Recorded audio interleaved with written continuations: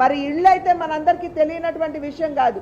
1,80,000 రూపాయలు ప్రతి ఇంటికి కూడా కేంద్ర ప్రభుత్వం ఇస్తున్నటువంటి నేపథ్యంలో ఇక్కడ సరిగ్గా ఈ ఇళ్ల సైతం నిర్మాణం చేయకుండా ఏ విధంగా ఇక్కడ ఉన్నటువంటి పేదల్ని వంచిస్తుందో ప్రభుత్వం, పేదల వ్యతిరేక ప్రభుత్వాన్ని ఇక్కడ మన రాష్ట్రంలో చూస్తున్నాం.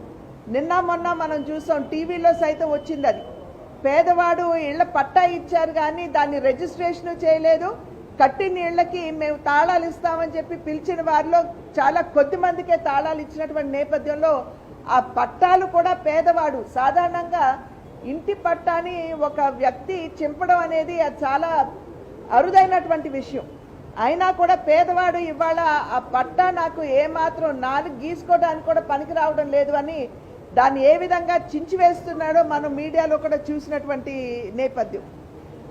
అమ్మకే మనబోచేద్దాం, ఎంపీగా గెలిపించేద్దాం, తారక రాముడు వదిలిన బాణముగా.